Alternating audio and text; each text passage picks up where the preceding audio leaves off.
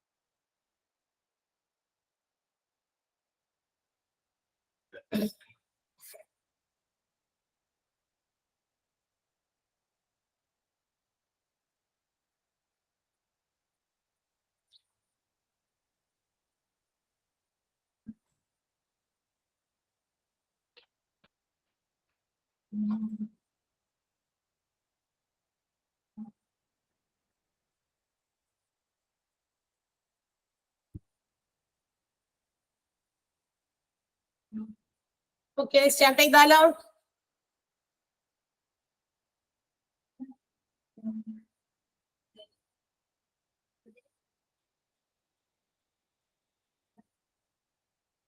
Okay.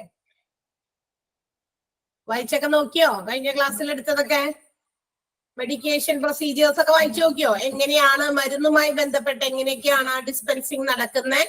അതിന്റെ കുറച്ച് procedures നമ്മൾ പറഞ്ഞു നിർത്തിയത് അവിടെ തന്നെയാണ് അല്ലെ? ഓർക്കണ്ടോ? മെഡിക്കേഷൻ വരെയല്ലേ നമ്മൾ പറഞ്ഞു നിർത്തിയ മെഡിക്കേഷൻ പ്രൊസീജിയേഴ്സ് ഇൻ ഫാർമസി. ഫാർമസിയിൽ എങ്ങനെയാണ് മരുന്നുകള് കൊടുക്കുന്നത് അല്ലെങ്കിൽ മരുന്നുമായിട്ട് ബന്ധപ്പെട്ട് എന്തൊക്കെയാണ് അവർ ചെയ്യുന്നത് എന്നുള്ള കാര്യങ്ങളാണ് പറഞ്ഞു നിർത്തിയത്. റൈറ്റ്? ശരിയല്ലേ? Yes, ma'am. യെസ്. അവിടെ വരെയൊക്കെ വായിച്ചു നോക്കിയോ? ഡോക്ടേഴ്സ് അതിലെ first procedure, doctors prescribe the medicines. Doctors ആണ് എന്ത് ചെയ്യുന്നത്? മെഡിസിൻസ് പ്രിസ്ക്രൈബ് ചെയ്യുന്നത്. The nurses have to transcribe or translate the prescriptions using the electronic machine by HIS. അതായത് ഹോസ്പിറ്റൽ ഇൻഫോർമേഷൻ സിസ്റ്റം. അത് നമ്മുടെ IT ഹോസ്പിറ്റൽസിലെ കമ്പ്യൂട്ടറിന്റെ സഹായത്തോടെ അവിടെ എഴുതിയിരിക്കുന്ന മെഡിസിൻസിന്റെ പേരുകളെല്ലാം തന്നെ ട്രാൻസ്ലേറ്റ് ചെയ്യും. അതിന് അപ്പോയിന്റഡ് ആയിട്ടുള്ള നഴ്സസ് ആയിരിക്കും അത് ചെയ്യാം. And at the pharmacy department, the administration staff using this electronic order, electronic machine, they use the medicines and it is made into a medicated order. ഒരു ഓർഡർ ആയിട്ട് അതിനെ മാറ്റും, ട്രാൻസ്ലേറ്റ് ചെയ്തിട്ട് അതൊരു മെഡിക്കേഷൻ, അതായത് മരുന്നുകൾ ഈ ഫാർമസിയിലുള്ള ഡിസ്പെൻസിങ് ഫാർമസിസ്റ്റുകൾക്ക് എടുത്ത് വെച്ച് വായിച്ച് അതിൽ നിന്ന് മരുന്നുകൾ എടുക്കാൻ വേണ്ടിയിട്ടുള്ള സൗകര്യത്തിനാണ് മെഡിക്കേഷൻ ഓർഡർ ഷീറ്റ് ആക്കി മാറ്റുന്നു. അത് HIS സഹായത്തോടെ തന്നെ. Then the dispensers എന്ത് ചെയ്യുന്നു? ആ എഴുതിയിരിക്കുന്ന മെഡിസിൻസ് എല്ലാം തന്നെ അവരുടെ ടേബിളിൽ, അതായത് അവർക്ക് വേണ്ടിയിട്ട് അവർക്ക് അത് എടുത്ത് അതിനകത്തുനിന്ന് വായിച്ചു നോക്കി ഓരോ മെഡിസിൻസ് എടുക്കാൻ വേണ്ടിയിട്ടുള്ള പ്രിസ്ക്രിപ്ഷൻ ടേബിളില് ഡിസ്പെൻസ് ചെയ്യാനുള്ള ഒരു ടേബിൾ ഉണ്ട്. ആ ടേബിളിൽ പ്രിസ്ക്രിപ്ഷന്റെ ഒരു ട്രേ നമ്മൾ പറഞ്ഞിരുന്നല്ലോ, എന്തൊക്കെയാണ് ഒരു ഹോസ്പിറ്റൽ ഫാർമസിക്കകത്തുള്ള എക്യുപ്മെന്റുകൾ എന്തൊക്കെയാണെന്ന് പറഞ്ഞു കഴിഞ്ഞപ്പോ അതിനകത്ത് പറഞ്ഞിരുന്നു ഒരു പ്രിസ്ക്രിപ്ഷൻ ടേബിൾ അല്ല, പ്രിസ്ക്രിപ്ഷൻ ഒരു ട്രേ ഉണ്ടെന്ന് നമ്മൾ പറഞ്ഞു, ഒരു പ്രിസ്ക്രിപ്ഷൻ കേസ്. ആ കേസിൽ വെച്ചിട്ടുണ്ടോ? എവിടെ? പ്രിസ്ക്രിപ്ഷൻ ടേബിളിന്റെ അകത്ത് ഒരു ട്രേ ഉണ്ട് അല്ലെങ്കിൽ ഒരു കേസ് ഉണ്ട്, അതിനകത്ത് വെച്ചിട്ടുണ്ടായിരിക്കും. അവരത് അവിടെ നിന്ന് എടുത്ത് ഒബ്റ്റെയിൻ ചെയ്യുന്നു. ഒബ്റ്റെയിൻ ചെയ്യാന്ന് പറഞ്ഞാൽ എടുക്കുക, മെഡിക്കേഷൻ ഓർഡർ. ആ ഷീറ്റുകൾ അവിടെ നിന്നാണ് അവർ എടുക്കുന്നത്. And the medications will be kept in small cart. അതിനുശേഷം അത് ചെറിയ ചെറിയ കാർട്ടുകളിലേക്ക് ആക്കി പ്രിന്റഡ് ഫോമോട് അടക്കം തന്നെ, കാരണം ഇത് ഓരോരുത്തരുടെ ആണല്ലോ, എല്ലാ പേഷ്യൻസിനെ മിക്സ് ചെയ്ത് വരാൻ പാടില്ല. അപ്പൊ ആ റെസ്പെക്റ്റീവ് പേഷ്യൻസിനെ അനുസരിച്ച് തന്നെ അതിന്റെ ബേസിസിൽ അവരത് ഓർഡർ ഷീറ്റിനോടൊപ്പം തന്നെ ഓരോ ചെറിയ ചെറിയ കാർട്ടില് എന്ത് ചെയ്ത് വെക്കുന്നു? അവർ സെപ്പറേറ്റ് ചെയ്ത് വെക്കുന്നു, മിക്സ് ചെയ്യാതിരിക്കാനായിട്ടൊക്കെ. ഓക്കെ, അത് ഒരു മരുന്ന് പോലും അങ്ങോട്ടും ഇങ്ങോട്ടൊക്കെ ഒന്നും മാറാൻ പാടില്ല. 1, 2, 3 പ്രാവശ്യമൊക്കെ ഒന്നുകൂടി ക്രോസ് ചെക്ക് ചെയ്തിട്ടാണ് ഇവർ ഈ കാര്യങ്ങൾ ചെയ്യുന്നത്. മെഡിസിൻ മാറിപ്പോകാൻ പാടില്ല. Pharmacist have to cross check the medications. മാത്രമല്ല അവര് ഓരോ മരുന്നുകൾ എടുക്കുമ്പോൾ വീണ്ടും ഒന്നുകൂടി ഉറപ്പ് വരുത്തണം. ഒന്നെടുത്ത് വെച്ചു, ഓക്കെ, പക്ഷെ എന്തെങ്കിലും അത് എടുത്തു വെച്ച് കഴിഞ്ഞതല്ലോ, അതിലേക്ക് ഇനി നോക്കണ്ടെന്നല്ല, വേണം കൂടി എന്തെങ്കിലും ഡൗട്ട്സ് ഉണ്ടെങ്കിൽ പെട്ടെന്ന് തന്നെ ഒന്നുകൂടി എടുത്ത് അത് ക്രോസ് ചെക്ക് ചെയ്യാം. കാരണം ഇത് എടുത്തുകൊണ്ട് പോയി കൊടുത്ത് പിന്നെ എന്താ പറയാ, രോഗികൾ അത് കഴിച്ച് കഴിയുമ്പോൾ അതിൽ നിന്നുണ്ടാകുന്ന ആഫ്റ്റർ എഫക്റ്റുകളേക്കാൾ എത്രയോ ഭേദമാണ് നമ്മൾ 1, 2, 3 പ്രാവശ്യം if you have any doubts അതുമായിട്ട് റിലേറ്റ് ചെയ്ത് എന്തെങ്കിലും സംശയങ്ങളൊക്കെ ഉണ്ടെങ്കിൽ അതൊക്കെ ക്ലിയർ ചെയ്ത് ക്രോസ് ചെക്ക് ചെയ്ത് കൊടുക്കുന്നതായിരിക്കും നല്ലത്, അല്ലെ? അതൊക്കെ ചെയ്യുക എന്നുള്ളതും ഇവരുടെ ആ ഒരു മെഡിക്കേഷൻ പ്രൊസീജിയറിൽ പെട്ട കാര്യമാണ്. അപ്പൊ ഈ ആദ്യം തന്നെ ഡോക്ടേഴ്സ് എഴുതുന്ന ആ പ്രിസ്ക്രിപ്ഷൻ അവർക്ക് വായിക്കാൻ പറ്റില്ല. അതുകൊണ്ടാണ് അതിനെ ഒരു HISന്റെ സഹായത്തോടെ, ഇലക്ട്രോണിക് മെഷീന്റെ സഹായത്തോടെ എന്ത് ചെയ്യുന്നത്, ട്രാൻസ്ക്രൈബ് ചെയ്യുന്നത്, ട്രാൻസ്ലേറ്റ് ചെയ്യുന്നത്. അതിന് വേണ്ടിയിട്ടുള്ള സ്റ്റാഫ് ഉണ്ടായിരിക്കും. അത് ആ ഇലക്ട്രോണിക് മെഷീൻ ഉപയോഗിച്ച് കിട്ടിയ ആ മെഡിസിൻസിന്റെ ഒക്കെ ഓർഡർ ഷീറ്റ് ആക്കുന്നു. ഓർഡർ ഷീറ്റ് നോക്കിയിട്ടാണ് ഫാർമസിസ്റ്റുകൾ ഡിസ്പെൻസ് ചെയ്യാനായിട്ട് എടുക്കുന്നത്. അതെടുക്കുമ്പോൾ അവർ എടുക്കുന്ന മെഡിസിൻസ് ഓരോന്നും ഓരോ സ്മോൾ കാർട്ടിലാക്കിയതിനു ശേഷം പ്രിസ്ക്രിപ്ഷൻ ഓർഡറിനോടൊപ്പം തന്നെ, ആ മെഡിക്കേഷൻ ഓർഡറിനോടൊപ്പം തന്നെ അത് പ്ലേസ് ചെയ്യുന്നു. അതിനുശേഷം അത് വീണ്ടും ഒന്ന് ക്രോസ് ചെക്ക് ചെയ്യുന്നു.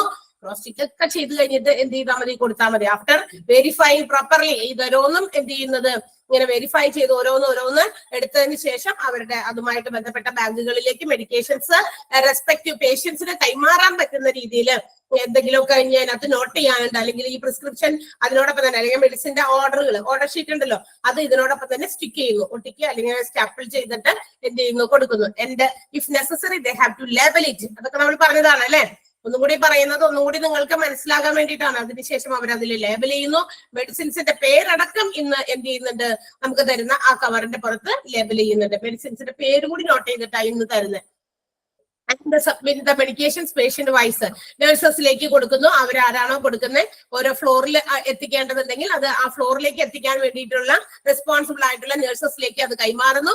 Nurses have to receive the medicines and check whether the correct quantity are required. അതായത് അവർക്ക് ആവശ്യമുള്ള ക്വാണ്ടിറ്റി അതിനകത്ത് ഉണ്ടോ എന്നുള്ളത് ഉറപ്പ് വരുത്തിയിട്ട് വേണം അവർ അവിടെ നിന്ന് വിട്ടുപോകാൻ. ഫ്ലോറിലേക്ക് കൊണ്ടുപോകാൻ വേണ്ടിയിട്ട് അത് റിസീവ് ചെയ്യുന്ന സമയത്ത് they have to check it that ആ സമയത്ത് തന്നെ ആസ് സൂൺ ആസ് പോസിബിൾ അവരത് ചെക്ക് ചെയ്യാം.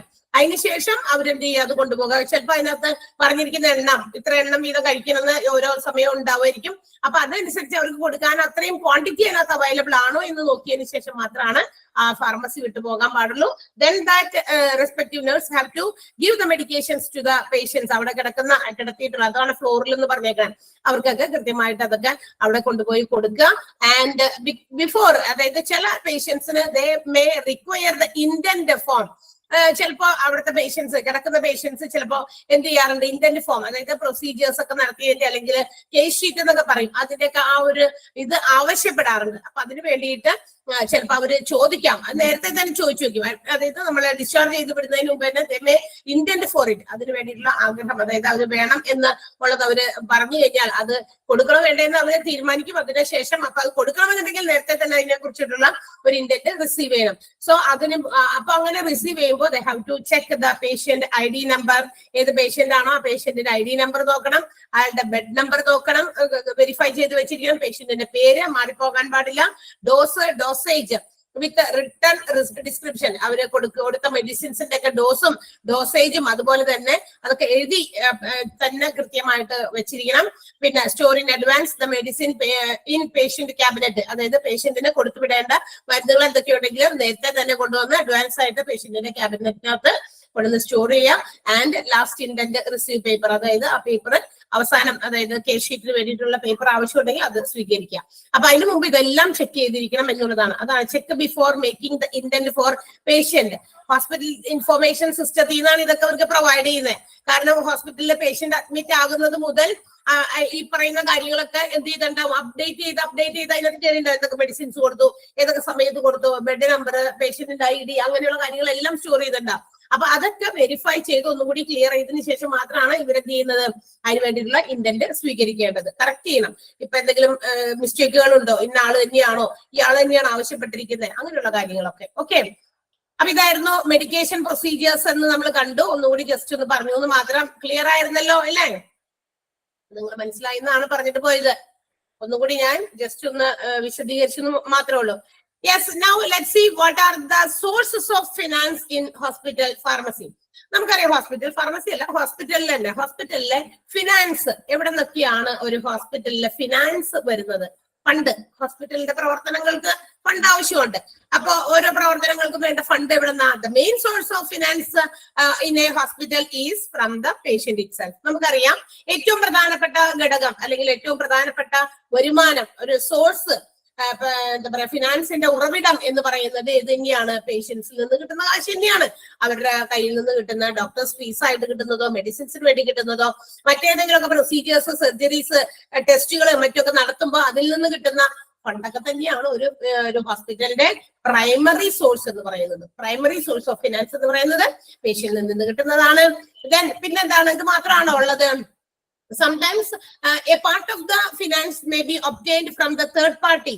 ഇൻഷുറൻസ് ഒക്കെ ഉള്ളവരാണെങ്കിലേ കുറച്ച് ഭാഗം പേഷ്യൻസിൽ നിന്ന് ബാക്കി തേർഡ് പാർട്ടി ഇൻഷുറൻസിൽ നിന്നായിരിക്കും, TPA തേർഡ് പാർട്ടിയിൽ നിന്നായിരിക്കും കിട്ടുക. അതായത് ഇൻഷുറൻസ് കമ്പനിയുടെ കയ്യിൽ നിന്ന് കിട്ടുന്നതുകൊണ്ട് അതും ഒരു സോഴ്സ് ഓഫ് ഫിനാൻസ് ആണ് ഹോസ്പിറ്റൽസിലേത്. ദെൻ ഫ്രം റിസർച്ച് വർക്ക്, റിസർച്ചുകൾക്ക് വേണ്ടിയിട്ട്, പഠനങ്ങൾക്ക് വേണ്ടിയിട്ട് മറ്റ് സ്ഥലങ്ങളിൽ നിന്നോ അല്ലെങ്കിൽ എവിടേക്കൊക്കെ ആളുകൾ നമ്മുടെ ഹോസ്പിറ്റലിലേക്ക് വരുന്നുണ്ടെങ്കിൽ അവരുടെ പഠനത്തിന് വേണ്ടിയിട്ടുള്ള സൗകര്യങ്ങൾ നമ്മൾ ഒരുക്കി കൊടുക്കുമ്പോൾ അതിന് വേണ്ടിയിട്ടുള്ള ഒരു ചെറിയ ഫണ്ടൊക്കെ അവരിൽ നിന്നും സ്വീകരിക്കും. അപ്പൊ റിസർച്ച് വർക്കിൽ നിന്ന് കിട്ടുന്നതും അവരുടെ ഒരു ഫണ്ടാണ്, സോഴ്സ് ഓഫ് ഫിനാൻസ് തന്നെയാണ്. ദെൻ എൻഡോമെന്റ് ഫണ്ടുകൾ, invested endowment fund. Some people, അതായത് പുറത്തുള്ള പബ്ലിക് തന്നെ may donate amount to the hospitals, donations ഒക്കെ ആയിട്ട് കൊടുക്കും. ഇപ്പൊ നമ്മുടെ നാട്ടിൽ ഒരു ഹോസ്പിറ്റൽ ഉണ്ട്, ആ ഹോസ്പിറ്റലിന്റെ ഡെവലപ്മെന്റിന് ഒരു വലിയ എന്താ പറയാ കുറച്ച് പുതിയ മെഷീനറീസ്, പുതിയ എക്യുപ്മെന്റ്സ്, പുതിയ രീതിയിലുള്ളത് കൊണ്ടുവരണം. ഇപ്പൊ ഹാർട്ടുമായിട്ട് ബന്ധപ്പെട്ടതോ അല്ലെങ്കിൽ ബ്രെയിനുമായിട്ട് ബന്ധപ്പെട്ടതോ അല്ലെങ്കിൽ ഏതെങ്കിലും ഒരു വിഭാഗത്തിൽ ഒരു പുതിയ ഡെവലപ്മെന്റ്, അതായത് കുറച്ചുകൂടി ഇഫക്റ്റീവ് ആകുന്ന രീതിയിൽ പേഷ്യൻസിനെ പെട്ടെന്ന് അത്തരം രോഗങ്ങളിൽ നിന്ന് റിക്കവർ ചെയ്യിപ്പിക്കാനുള്ള ഒരു പുതിയ ഒരു മെഷീൻ അല്ലെങ്കിൽ ടെക്നോളജി ഇൻസ്റ്റാൾ ചെയ്യണമെന്ന് വിചാരിക്കാം. അപ്പൊ നമ്മുടെ നാട്ടില് നമ്മുടെ അടുത്ത് തന്നെ നമുക്ക് ഇത്തരം അസുഖങ്ങൾ വരുമ്പോ അല്ലെങ്കിൽ അത്തരം ഒരു ആക്സിഡന്റലി എന്തെങ്കിലും സംഭവിക്കുമ്പോൾ നമ്മൾ ദൂരേക്ക് നമ്മുടെ ആ ആളെ കൊണ്ട് പോകേണ്ടി വരും. നമ്മുടെ റിലേറ്റീവ്സ്, നമുക്ക് സ്വന്തക്കാർക്ക് വരുമ്പോഴേ നമുക്ക് അതൊക്കെ ബുദ്ധിമുട്ടായിട്ട് തോന്നുള്ളൂ, അല്ലെ? നമ്മുടെ പ്രിയപ്പെട്ടവർക്ക് എന്തെങ്കിലും ഇതുപോലെയുള്ള ഭയങ്കര എമർജൻസി ആയിട്ടുള്ള സിറ്റുവേഷൻസ് ഫേസ് ചെയ്യേണ്ടി വരുമ്പോഴേ നമുക്ക് അതൊരു പ്രശ്നമായിട്ട് തോന്നുള്ളൂ. അപ്പൊ അങ്ങനെ ഒരു എമർജൻസി സിറ്റുവേഷൻസിൽ നമ്മളെ ആ പേഷ്യൻസിനെ ദൂരേക്ക് കൊണ്ടുപോകാതെ, നമുക്കറിയാം ഏറ്റവും അടുത്ത സ്ഥലത്ത് നമ്മൾ ആ പേഷ്യന്റ് ഇപ്പൊ വലിയ അസുഖമൊക്കെ വരുമ്പോ പെട്ടെന്ന് അതായത് ലൈഫിലേക്ക് വരുമോ തിരിച്ചു വരുമോ എന്നുള്ള ഒരു കൺഫ്യൂഷൻസിലുള്ള ചില ആളുകളെ നമുക്ക് എത്തിക്കാൻ ചിലപ്പോ നല്ല ഹോസ്പിറ്റൽസ് അല്ലെങ്കിൽ നല്ല ടെക്നോളജി ഉള്ള അല്ലെങ്കിൽ നല്ല സൗകര്യം അത്തരം ഫെസിലിറ്റീസ് പ്രൊവൈഡ് ചെയ്യുന്ന ഹോസ്പിറ്റൽസ് ഉണ്ടോ എന്ന് ആലോചിക്കാൻ സമയമൊന്നും ഉണ്ടാവില്ല. അപ്പൊ ഏറ്റവും നിയറസ്റ്റ് ഹോസ്പിറ്റലിൽ എവിടെയാണോ അവിടെയാണ് നമ്മൾ അത്തരം പേഷ്യൻസിനെ കൊണ്ടുപോകുക. അങ്ങനെ എല്ലാ വെൽ എക്യുപ്ഡ് ആയിട്ടുള്ള ടെക്നോളജി ഉള്ള ഒരു ഹോസ്പിറ്റല് നമ്മുടെ നാട്ടിൽ എപ്പോഴും നല്ലതാണ്. കാരണം എന്താ, ഏത് എമർജൻസി സിറ്റുവേഷൻസിലും we can take them to that particular hospital. അവരെ നമുക്ക് അവിടെ കൊണ്ടുപോയി ചികിത്സിക്കാൻ പറ്റും. അപ്പൊ നമുക്ക് അങ്ങനെ ഒരു ഡെവലപ്മെന്റ് വേണമെന്ന് ആഗ്രഹിക്കുകയാണെങ്കിൽ some people may donate for that particular purpose. അതിന് വേണ്ടിയിട്ട് അത്തരം ടെക്നോളജി ഇൻസ്റ്റാൾ ചെയ്യാൻ ചില ആൾക്കാർ ഇൻവെസ്റ്റ് ചെയ്യാറുണ്ട്. ഇത്തരം നിക്ഷേപങ്ങൾ, അത്തരം ഡൊണേഷൻസ് ആ ഒരു പർട്ടിക്കുലർ പർപ്പസ്, ആ ഒരു ലക്ഷ്യം നേടിയെടുക്കാൻ വേണ്ടിയിട്ട് എന്ത് ചെയ്യാറുണ്ട്, ഡൊണേറ്റ് ചെയ്യാറുണ്ട്. അപ്പൊ അത്തരം ഫണ്ടുകൾ എന്ത് ചെയ്യും, ആ ഒരു പർപ്പസിന് വേണ്ടി മാത്രമാണ് അതിനുശേഷം ഉപയോഗിക്കുക. അല്ലാണ്ട് വേറെ ഏതെങ്കിലും അവിടുന്ന് ഫണ്ട് കിട്ടി, ആ ഫണ്ട് എടുത്ത് നമുക്ക് വേറൊരു ആവശ്യം വന്നു അതിനുവേണ്ടി ഉപയോഗിക്കാൻ പാടുണ്ടോ? ഇല്ല. ഇന്ന ഒരു ഇപ്പൊ കാർഡിയോളജി എന്ന് പറയുന്ന വിഭാഗത്തിൽ ഏതെങ്കിലും ഒരു പുതിയ ടെക്നോളജി പെട്ടെന്ന് ആ ഒരു രോഗിയെ ഇപ്പൊ ഹാർട്ട് അറ്റാക്കുമായിട്ടോ അല്ലെങ്കിൽ മറ്റേതെങ്കിലും ഹാർട്ട് പ്രോബ്ലംസുമായിട്ട് കൊണ്ടുവരുമ്പോൾ അവര് നമുക്കറിയാം നമുക്ക് ഏറ്റവും കൂടുതൽ ആവശ്യമുള്ള സാധനമാണ് അത്, ശ്വാസം പിടിച്ചു നിർത്താനൊക്കെ അധികം പറ്റാത്തതാണ്. അപ്പൊ ആ ഒരു കണ്ടീഷൻസിൽ ക്രിട്ടിക്കൽ സ്റ്റേജിൽ കൊണ്ടുവരുന്ന പേഷ്യൻസിനെ ലൈഫിലേക്ക് ആദ്യമേ തന്നെ കൊണ്ടുവരിക എന്നുള്ളതാണ് ഏറ്റവും പ്രധാനപ്പെട്ട കാര്യം. അപ്പൊ ആളെ കൊണ്ടുവരാൻ പറ്റിയ ടെക്നോളജി ഇൻസ്റ്റാൾ ചെയ്യാൻ വേണ്ടിയിട്ട് ഒരാൾ എന്തെങ്കിലും കുറെ എമൗണ്ടുകൾ ഡൊണേറ്റ് ചെയ്തിട്ടുണ്ട്, ഒരാൾ അല്ലെങ്കിൽ കുറെ പേര് കൂടി ചേർന്ന് ഡൊണേറ്റ് ചെയ്തിട്ടുണ്ടെങ്കിൽ അത് ഇൻസ്റ്റാൾ ചെയ്യാൻ വേണ്ടി മാത്രമാണ് അത് ഉപയോഗിക്കേണ്ടത്. മറ്റേതെങ്കിലും പർപ്പസിന് വേണ്ടി ഉപയോഗിക്കാൻ പാടില്ലെന്നാണ് എഴുതി വെച്ചേക്കുന്നത്. Funds have specific policies that concerns investment, withdrawal and usage of funds എന്ന് പറഞ്ഞാൽ എന്താ, ആ ഒരു പർട്ടിക്കുലർ പർപ്പസ് ഏതെങ്കിലും ഒരു പ്രത്യേക കാര്യം സ്പെസിഫിക് കാര്യത്തിന് വേണ്ടിയിട്ട് അങ്ങനെ ഫണ്ട് റിസീവ് ചെയ്തിട്ടുണ്ടെങ്കിൽ ഇൻവെസ്റ്റ്മെന്റ് ആയിട്ട് അവിടെ തന്നെ വെച്ചേക്കാം. And they can use only when that particular incident come. ആ ഒരു കാര്യം നടക്കുന്ന സമയത്ത് അതെടുത്ത് ഉപയോഗിക്കുക, ആ ഫണ്ട് അതിനു വേണ്ടി യൂസ് ചെയ്യുക. അപ്പൊ അങ്ങനെ ആളുകൾ കൊടുക്കാറുണ്ട് ഇഷ്ടം പോലെ. നമ്മുടെ നാട്ടിൽ നിന്നൊക്കെ പുറം രാജ്യങ്ങളിലൊക്കെ ജോലി ചെയ്യാൻ പോയിരിക്കുന്നവരൊക്കെ അങ്ങനെ എന്ത് ചെയ്യും, ഡൊണേറ്റ് ചെയ്യും. ബിക്കോസ് അവരുടെ പ്രിയപ്പെട്ടവരൊക്കെ നാട്ടിലുണ്ട്. എന്തെങ്കിലും പെട്ടെന്ന് ഒരു അത്യാവശ്യം വന്ന് അവർക്ക് അസുഖം വന്നു കഴിഞ്ഞാൽ ദൂരേക്ക് എടുത്തുകൊണ്ട് പോകാൻ ആളുകളില്ല. അവർക്ക് എന്താ പറയാ, പെട്ടെന്ന് അടുത്തുള്ള ഹോസ്പിറ്റൽസിൽ ഇത്തരം സൗകര്യങ്ങൾ ഫെസിലിറ്റീസ് ഉണ്ടെങ്കിൽ നമുക്ക് അവിടെ കൊണ്ടാവാലോ. അപ്പൊ അതുകൊണ്ട് കുറെ ആളുകൾ, നല്ല മനസ്സുള്ള ആളുകളൊക്കെ ഡൊണേറ്റ് ചെയ്യും. ആ ഡൊണേഷനും എന്താണ്, ഒരു ഹോസ്പിറ്റലിന്റെ ഫിനാൻസിൽ വരുന്നതാണ്. Then gifts and contributions towards general functional purposes. ഇനി ചില ആൾക്കാർ ഇത്തരം എന്തെങ്കിലും ടെക്നോളജി ഡെവലപ്മെന്റിന് വേണ്ടി പുതിയ കാര്യങ്ങൾ ഇൻസ്റ്റാൾ ചെയ്യാൻ വേണ്ടി മാത്രമല്ലാതെ ഡേ ടു ഡേ അഫയേഴ്സ്, നമ്മുടെ ഹോസ്പിറ്റൽസിൽ ഉണ്ടാകുന്ന എല്ലാ ദിവസവും ദൈനംദിന പ്രവർത്തനങ്ങൾ നല്ല രീതിയിൽ നടന്നു പോട്ടെ എന്ന് വിചാരിച്ചിട്ട് ചില ആളുകൾ അങ്ങനെ ഗിഫ്റ്റ് ആയിട്ടോ അല്ലെങ്കിൽ കോൺട്രിബ്യൂഷൻസ് ആയിട്ടോ കൊടുക്കാറുമുണ്ട്. അതും ഒരു ഫിനാൻസ് സോഴ്സ് ആണ്. Okay, these are the finance sources in hospital. ഹോസ്പിറ്റലിൽ പ്രധാനമായിട്ടും വരുന്ന ഒരു എന്താ പറയാ ഫിനാൻസിന്റെ ക്യാഷിന്റെ ഒരു എന്താ പറയാ സോഴ്സസ് ഇതൊക്കെയാണ്. അപ്പൊ പ്രൈമറി സോഴ്സ് എന്ന് പറയുന്നത് പേഷ്യൻസിൽ നിന്ന് കിട്ടുന്നതാണ്. Second one cash from the patients and also sometimes from the third party ഇൻഷുറൻസിൽ നിന്ന് കിട്ടുന്നതുകൊണ്ട് ക്യാഷിന്റെ ഒരു ഭാഗമായിട്ട് പാർട്ട് ഫ്രം ദ പേഷ്യന്റ്, ബാക്കി part from the insurance company. Research വർക്ക്സിൽ നിന്ന് കിട്ടുന്ന എന്താ പറയാ ഫണ്ട്, അതും നമ്മുടെ ഹോസ്പിറ്റലിലെ ഫണ്ട് തന്നെയാണ്.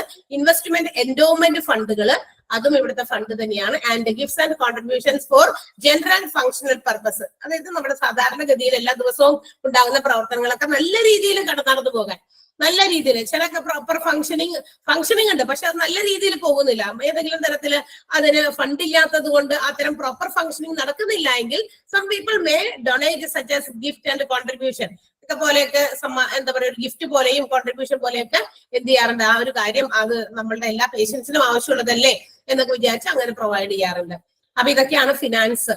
മനസ്സിലായോ എന്താണ് ഫിനാൻസ് എന്ന്? ആ പോയിന്റുകളെ എന്ത് കോൺസെൻട്രേറ്റ് ചെയ്തു ഓരോ സെന്റൻസ് ആയിട്ട് ഫുൾ ഇങ്ങനെ നീട്ടിപ്പിടിച്ച് പഠിക്കണ്ട. ഓരോന്നും ഇങ്ങനെ പ്രൈമറി സോഴ്സ് പേഷ്യന്റിന്റെ കയ്യിൽ. Second one partly from the patients and other ബാക്കി ഭാഗം എവിടെ നിന്ന് ഫ്രം തേർഡ് പാർട്ടി, ഇൻഷുറൻസ് ആണ്. റിസർച്ച് വർക്ക്, പിന്നെ എൻഡോമെന്റ് ഫണ്ടുകൾ, പിന്നെ എന്താ ഗിഫ്റ്റ് ആൻഡ് കോൺട്രിബ്യൂഷൻ. ഇങ്ങനെ 5 ആ പോയിന്റിന്റെ ആ ഒരു ബിഗിനിങ് മാത്രം പഠിച്ചു വെച്ചാൽ മതി എന്ന്. മനസ്സിലായോ? സെന്റൻസ് ആയിട്ട് പഠിക്കണ്ട, ബിക്കോസ് നിങ്ങൾക്ക് ഉള്ളത് ഒബ്ജക്റ്റീവ് ടൈപ്പ് ക്വസ്റ്റ്യൻസ് അല്ലേ. അപ്പൊ അതുകൊണ്ട് അത് മുഴുവനും ഇൻവെസ്റ്റ്മെന്റ് എൻഡോമെന്റ് ഫണ്ട് അത് എന്താണ് എന്നൊന്നും എക്സ്പ്ലെയിൻ ചെയ്യേണ്ട ആവശ്യമില്ല. അത് ഈ രീതിയിലൊക്കെയാണ് ഹോസ്പിറ്റൽസിലെ ഫണ്ട് വരുന്നത്, ഫിനാൻസ് വരുന്നത് എന്ന് അറിഞ്ഞിരിക്കണം. Okay, and the next one. ഇനി നമ്മൾ ഇതിന്റെ അവസാന ഭാഗങ്ങളിലേക്ക് എത്തുകയാണ്. Problems of pharmacy services. ഇനി ഇപ്പൊ ഇത്രയും കാര്യങ്ങളൊക്കെ നമ്മൾ പറഞ്ഞു. ഒരു ഫാർമസി എന്താണ്, ഫാർമസി എന്തൊക്കെയാ ചെയ്യുന്നത്, അവിടുത്തെ ഫങ്ഷൻസ് എന്തൊക്കെയാണ്, പിന്നെ അവിടെ എന്തൊക്കെ ഇൻഫ്രാസ്ട്രക്ചർ അടിസ്ഥാന സൗകര്യങ്ങൾ ഒരു ഫാർമസിക്ക് ഉണ്ട്, എന്തൊക്കെ എക്യുപ്മെന്റുകളാണ് ഫാർമസിയിൽ യൂസ് ചെയ്യുന്നത്, ഈ ഫാർമസി പ്രവർത്തിക്കുന്നത് ഡ്രഗ് ആൻഡ് തെറാപ്യൂട്ടിക് കമ്മിറ്റി എടുക്കുന്ന തീരുമാനങ്ങൾക്കും കൂടി പ്രവർത്തിച്ചിട്ടാണ്. അവരുടെ ഡിസിഷൻസ് പ്രാക്ടിക്കലാക്കി കൊണ്ടുവരിക എന്നുള്ളതും കൂടിയാണ് ഫാർമസിയുടെ ഒരു എന്താ പറയാ ഫങ്ഷനിങ് എന്ന് പറയുന്നത്. പിന്നെ കൂടാതെ ഈ ഡ്രഗ് ആൻഡ് തെറാപ്യൂട്ടിക് കമ്മിറ്റി അത് ആരൊക്കെ ചേരുന്നതാണ്, കമ്മിറ്റിയിൽ ആരൊക്കെ ഉണ്ട്, അങ്ങനെയൊക്കെ ഒത്തിരി കാര്യങ്ങളൊക്കെ നമ്മൾ പഠിച്ചു. അതുപോലെ തന്നെ എന്താ പറയാ ഒരു ഹോസ്പിറ്റലിന്റെ pharmacy they face some problems. അതായത് അവർ നൽകുന്ന സേവനങ്ങളിൽ അവർ ചില പ്രശ്നങ്ങളെ നേരിടുന്നുണ്ട്. Let's see what are they. എന്തൊക്കെ പ്രശ്നങ്ങൾ അവർ നേരിടുന്നത്?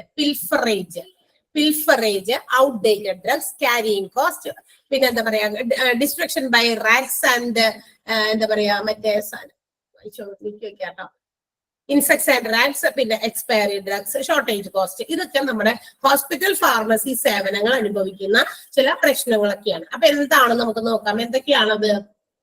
Pilferage, outdated drugs, carrying cost, destruction by insects and rats, പിന്നെ expiry drugs, then shortage cost. ഇതിൽ കുറെ കാര്യങ്ങളൊക്കെ നമ്മൾ നേരത്തെ പറഞ്ഞത്. എന്താ പിൽഫറേജ് ഓർ തെഫ്റ്റ് എന്ന് പറയാം. തെഫ്റ്റ് എന്ന് പറഞ്ഞാൽ എന്താ? മോഷണം തന്നെയാണ്. അത് ഫാർമസി അഭിമുഖീകരിക്കുന്ന ഒരു പ്രശ്നം തന്നെയാണ്. മോഷണം എന്ന് പറയുമ്പോൾ ആര് വേണമെങ്കിലും മോഷ്ടിക്കാം. അതായത് ഇൻസൈഡ് നമുക്കറിയാം ഹോസ്പിറ്റൽ ഫാർമസി കൈകാര്യം ചെയ്യുന്ന അതിനകത്ത് ഉള്ളവരൊക്കെ തന്നെയാണ്. അത് എന്താ പറയാ വേണം എന്ന് വെച്ചിട്ടോ വേണ്ടാതെയോ എങ്ങനെ വേണമെങ്കിലും അത് നഷ്ടപ്പെട്ടു പോകാം. ആരെങ്കിലും ഒക്കെ ചിലപ്പോ അത് കുറെ സ്റ്റോക്ക് ഇരിക്കണ്ടല്ലോ, കുറച്ചൊക്കെ നമുക്ക് എടുക്കാം എന്ന് വിചാരിച്ചിട്ട് മനഃപൂർവ്വം എന്താ പറയാ എടുത്തോണ്ട് പോകുന്നവരായിരിക്കില്ല.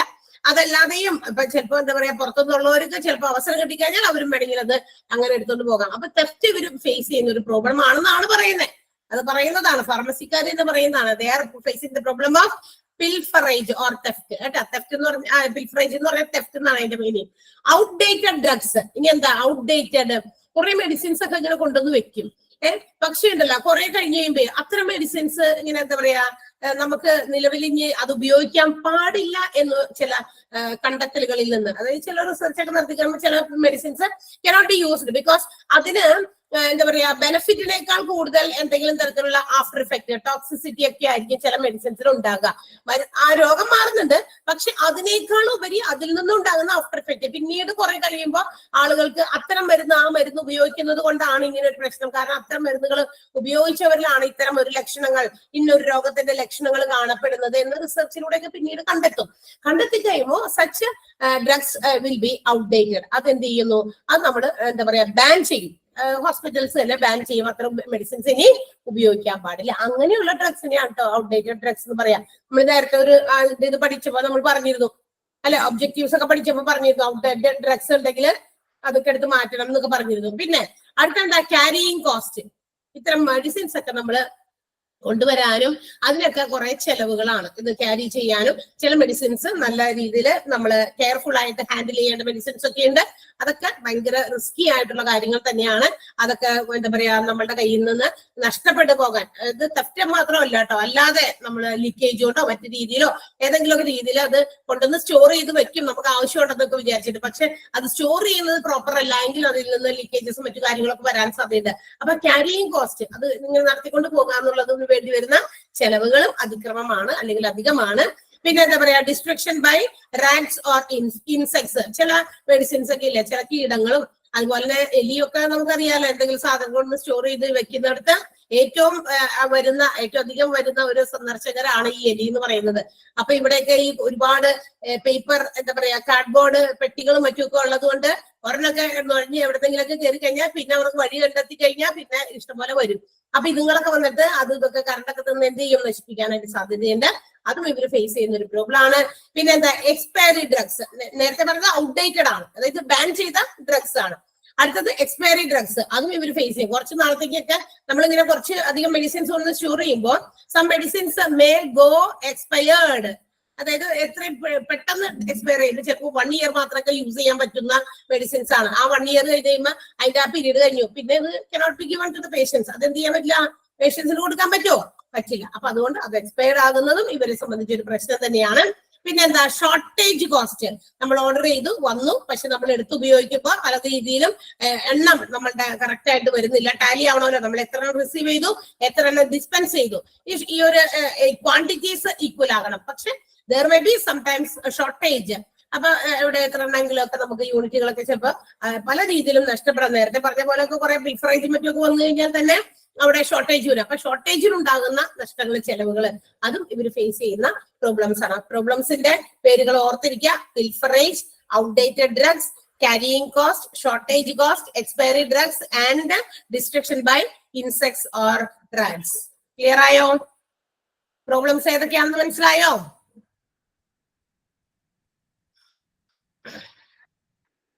മനസ്സിലായില്ലേ? ഹലോ, ആരുല്ലേ റിപ്ലൈ തരാൻ? Okay. And it is the last part of our chapter. നമ്മുടെ അവസാനത്തെ ഭാഗമാണ് ചാപ്റ്ററിന്റെ. എന്താണത്? Role of chief pharmacist.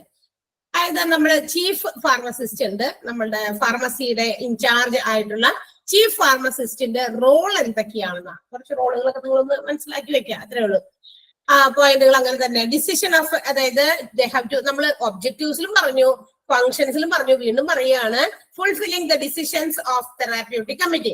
ഏറ്റവും പ്രധാനപ്പെട്ട ഇവരുടെ റോൾ എന്ന് പറയുന്നത് എന്താണ്? നമ്മുടെ therapeutic committee, drug and therapeutic committee എടുക്കുന്ന തീരുമാനങ്ങൾ ഫുൾഫിൽ ചെയ്യുക. അത് അവിടെയും പറഞ്ഞു, ഇവിടെയും പറഞ്ഞു, എല്ലായിടത്തും പറയുന്നുണ്ട് കേട്ടോ. ഓർത്തിരിക്കുക, ചീഫ് ഫാർമസിസ്റ്റ് അത് മേക്ക് ഷുവർ ചെയ്യണം. അവര് പറഞ്ഞ അല്ലെങ്കിൽ അവർ തീരുമാനിച്ചു വെച്ച കാര്യങ്ങളൊക്കെ നമ്മൾ നടപ്പിലാക്കിയോ എന്നുള്ളത് ഉറപ്പുവരുത്തേണ്ടത് എല്ലാ ഫാർമസിസ്റ്റ് കൂടിയല്ല, ചീഫ് ഫാർമസിസ്റ്റ് എങ്കിലും എന്തായാലും അത് ഓർത്തിരിക്കണം. അവരിങ്ങനെ തീരുമാനങ്ങൾ എടുത്തു, whether we have accomplished or fulfilled that particular decision, ആ ഒരു തീരുമാനം നമ്മൾ നിറവേറ്റിയോ എന്നുള്ളത് മേക്ക് ഷുവർ ചെയ്യേണ്ടത് മറ്റേത് ഫാർമസിസ്റ്റുകളെക്കാൾ ആരാണ്? ചീഫ് ഫാർമസിസ്റ്റ് തന്നെയാണ്. അത് അവര് മേക്ക് ഷുവർ ചെയ്യുക. പിന്നെ ഡിസ്പെൻസിങ് ഓഫ് ഡ്രഗ്സ്, അതായത് നമ്മൾ നേരത്തെ പറഞ്ഞ കുറെ കാര്യങ്ങളൊക്കെ വീണ്ടും വരുന്നുണ്ട്. അതായത് വേണ്ടാത്ത ഡ്രഗ്സ് ഒക്കെ ഉണ്ടെങ്കിൽ എന്താ പറയാ കളയണം, അങ്ങനെയുള്ള കാര്യങ്ങളൊക്കെ ഉണ്ടല്ലോ. അപ്പൊ ഇതിനകത്ത് ഇവിടെയും വരുന്നുണ്ട് ഡിസ്പെൻസിങ് ഓഫ് ഡ്രഗ്സ്. ഡ്രഗ്സ് ഒക്കെ കൃത്യമായിട്ട് ആളുകൾക്ക് കൊടുക്കുമ്പോൾ അതൊക്കെ ഒന്ന് ശ്രദ്ധിക്കണം. ഫാർമാസ്യൂട്ടിക്കൽസ് ആയിട്ട് മറ്റ് കെമിക്കൽസ് ആയിട്ട് വേറെ ഏതെങ്കിലും ഏരിയസിലേക്കൊക്കെ നമ്മൾ അങ്ങോട്ടും ഇങ്ങോട്ടൊക്കെ മാറ്റുമ്പോൾ അതിലേക്കൊക്കെ ഒരു ശ്രദ്ധ ഈ പുള്ളിക്കാരന്റെ വേണം. ആരുടെ? ചീഫ് ഫാർമസിസ്റ്റിന്. അതായത് ഡ്രഗ്സ് ഡിസ്പെൻസ് ചെയ്യുന്ന കാര്യത്തിലും ഫാർമസ്യൂട്ടിക്കൽസ്, മറ്റു ഉപകരണങ്ങൾ, മറ്റ് കെമിക്കൽസ് എന്ത് തന്നെയായാലും മറ്റ് ഏരിയാസിലേക്കൊക്കെ കൊടുക്കുമ്പോൾ അതവര് ശ്രദ്ധിക്കണം. Maintenance of accepted stock of emergency drugs and antidotes, അതായത് നമ്മുടെ ഹോസ്പിറ്റൽസിൽ ഉപയോഗിക്കുന്ന പല മരുന്നുകളും അതിന്റെ സ്റ്റോക്ക് ഒക്കെ പരിശോധിക്കുക.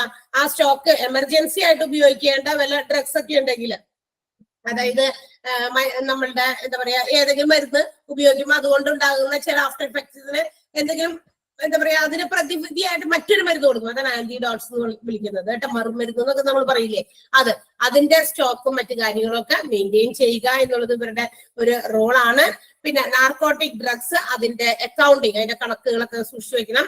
നാർക്കോട്ടിക് ഡ്രഗ്സ് എന്താ പറയാ ഡിസ്പെൻസ് ചെയ്യുന്നതും അതിന്റെ കണക്കുകളും എഴുതി സൂക്ഷിക്കണം.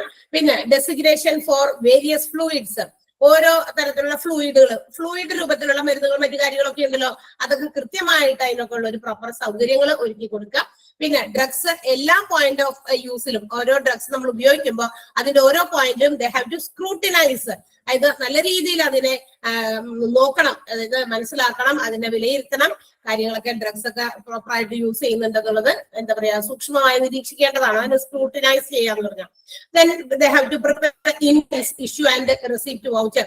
ഈ എന്താ പറയാ നമ്മുടെ മെഡിസിൻസിന് വേണ്ടിയിട്ടുള്ള ഇന്റന്റ് സമർപ്പിക്കണം, റെക്യൂസിഷൻ വെക്കണം, അതുപോലെ തന്നെ അത് കൊടുക്കണം, അതിനുശേഷം അത് തിരിച്ച് റിസീവ് ചെയ്യേണ്ടതും ഇവർ തന്നെയാണ്. ഇൻവെന്ററി കൺട്രോൾ, സ്റ്റോക്ക് കൺട്രോൾ എന്നാണ് അതിന്റെ അർത്ഥം. അതായത് മെഡിസിൻസ് ഒക്കെ എല്ലാത്തിന്റെയും സ്റ്റോക്കുകളൊക്കെ കൺട്രോൾ ചെയ്യാം. അവരുടെ ആ ഒരു എന്താ പറയാ ഫാർമസിക്കകത്ത് എന്തൊക്കെ മരുന്നുകളുണ്ടോ ആ മരുന്നുകളുടെയൊക്കെ സ്റ്റോക്കിനെ കുറിച്ചൊരു ബോധ്യം ചീഫ് ഫാർമസിസ്റ്റിന് ഉണ്ടായിരിക്കണം. കാരണം അവരറിയാതെ ഒരു കാര്യവും അവിടെ നടക്കാൻ പറ്റില്ല. ഞാൻ ചീഫാണ്, അതുകൊണ്ട് ബാക്കി നിങ്ങളെ കൊണ്ട് ചെയ്യിപ്പിക്കുക മാത്രമല്ല, പക്ഷെ ഇടയ്ക്കിടയ്ക്കൊക്കെ അവര് അറിഞ്ഞിരിക്കണം എന്തൊക്കെയാണ് മെഡിസിൻസിന്റെ സ്റ്റോക്കിനെ സംബന്ധിക്കുന്ന കാര്യങ്ങളൊക്കെ കൃത്യമായിട്ട് അറിയണം. They have to maintain the stores ledger and records, സ്റ്റോക്കുകളെ സംബന്ധിക്കുന്ന അക്കൗണ്ടുകളും ലെഡ്ജർ അക്കൗണ്ടുകളും അതുപോലെ തന്നെ റെക്കോർഡുകളും സൂക്ഷിക്കുക. ദെൻ ആൾട്ടർനേറ്റ് ഇലക്ട്രിസിറ്റി കപ്പാസിറ്റി അല്ലെങ്കിൽ ഇലക്ട്രിസിറ്റി സപ്ലൈ, അതായത് ഇപ്പൊ നമ്മളുടെ പവർ ഫെയിലിയർ ഒക്കെ വന്നു കഴിഞ്ഞാൽ കറണ്ട് ഉണ്ടല്ലോ, അതായത് നമ്മളുടെ ഇലക്ട്രിസിറ്റി ഉണ്ട് ഹോസ്പിറ്റൽസിൽ, ഏതെങ്കിലും കാരണവശാൽ if there is any power supply failure, നമുക്കറിയാം കറണ്ട് ഒക്കെ പോകാനായിട്ടുള്ള സാധ്യതകളുണ്ട്. അത്തരം സന്ദർഭങ്ങളിൽ how can then use alternate power supply, വേറെ ഏതെങ്കിലും പവർ സപ്ലൈ അവരുടെ കയ്യിലുണ്ടായിരിക്കണം, എമർജൻസിയോ അതുപോലെ തന്നെ ഇൻവെർട്ടറോ അങ്ങനെ എന്തെങ്കിലുമൊക്കെ കാര്യങ്ങൾ വേണം. കാരണം നമ്മൾ അറിയാലോ, നമുക്ക് എന്തായിരിക്കും അതിന്റെ കാരണം, കറണ്ട് ഒരു ഇത്തിരി നേരം പോയെന്ന് വിചാരിച്ച് വല്ല കുഴപ്പമുണ്ടോ? ഹോസ്പിറ്റൽ ഫാർമസിയിൽ എന്തെങ്കിലും പ്രശ്നമുണ്ടോ?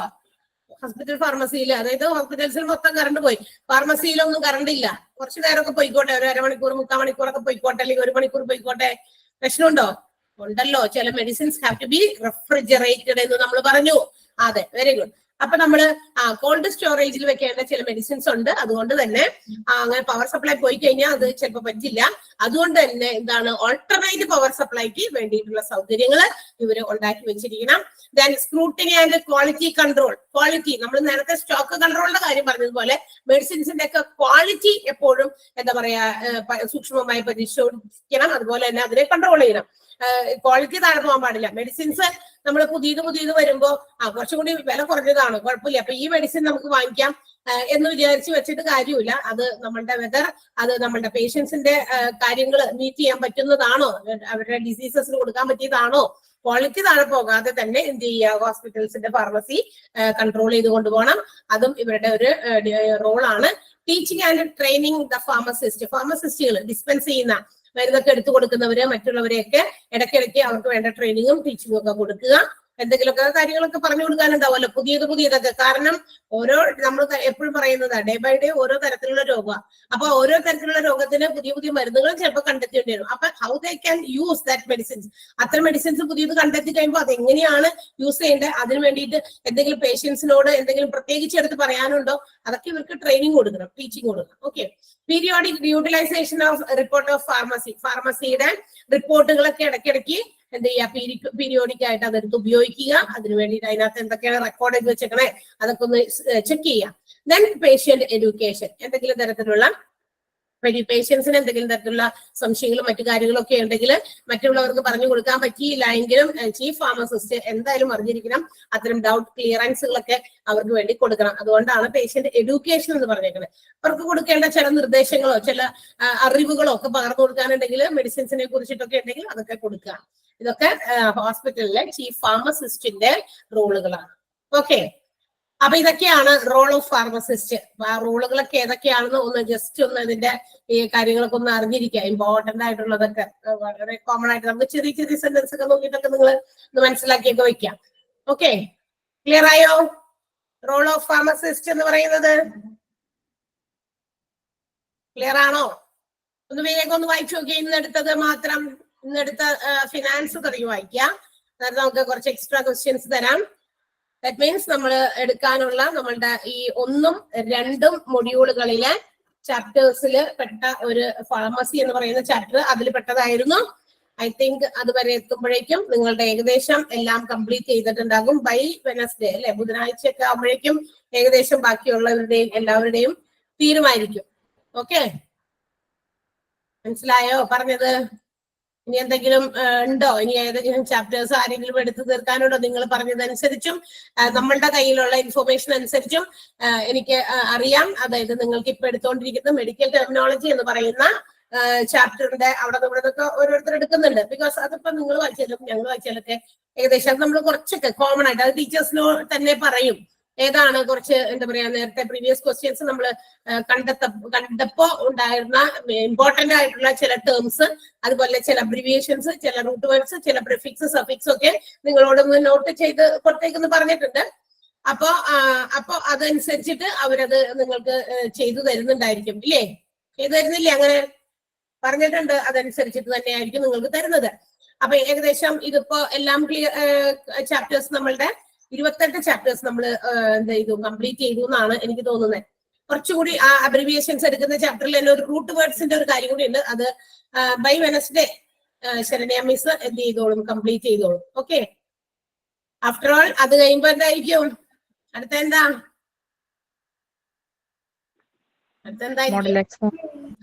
എക്സാം ആയിരിക്കും. ഓക്കെ, അപ്പൊ അതിന് വേണ്ടിയിട്ട് നിങ്ങൾ പ്രിപ്പയർ ചെയ്തുകൊണ്ടിരിക്കുക. അത് കഴിയുമ്പോ നിങ്ങൾക്ക് എന്താ പറയാ എക്സാമിന്റെ ഡേറ്റും മറ്റു കാര്യങ്ങളൊക്കെ തരും അതിന് മുമ്പ്. അപ്പൊ അത് തരുമ്പോ നിങ്ങൾ അതനുസരിച്ച് പ്രിപ്പയർ ചെയ്യാം. ഓരോ എക്സാംസ് ഒക്കെ എന്താ പറയാ അറ്റൻഡ് ചെയ്യാൻ തന്നെ ചെയ്യാം കേട്ടാ. നമ്മൾ അത്രയും അങ്ങോട്ട് പറ്റുന്നില്ല എങ്കിൽ മാത്രം അതിനുള്ള സൊല്യൂഷൻസ് എന്തെങ്കിലും കണ്ടെത്തുമായിരിക്കും, അതെനിക്കറിയില്ല. അപ്പൊ എന്തായാലും പരമാവധി നമ്മൾ ആ ഒരു എക്സാം എഴുതുന്നതിന് മുമ്പ് തന്നെ നിങ്ങൾ ഇതൊക്കെ ഒന്ന് നന്നായിട്ട് തരുന്ന നോട്ട്സും അതുപോലെ തന്നെ മോക്ക് ടെസ്റ്റുകളൊക്കെ നിങ്ങളുടെ നോട്ട്ബുക്കിൽ നിങ്ങൾ റെക്കോർഡ് ചെയ്ത് വെച്ചിട്ടുണ്ടാവുമല്ലോ അല്ലെ? മോക്ക് ടെസ്റ്റുകൾ എല്ലാ ദിവസവും എഴുതുന്നതൊക്കെ ഒന്ന് നോട്ട് ചെയ്ത് ബുക്കിൽ വെക്കുന്നില്ലേ? നല്ലതാണ്.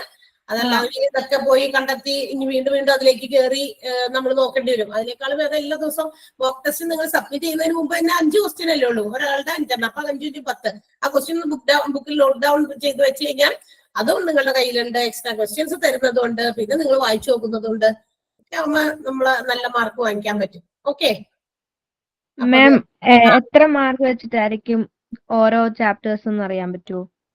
ഓരോ ചാപ്റ്റേഴ്സും ഒരു മൊഡ്യൂളാണോ ഉദ്ദേശിച്ചത്?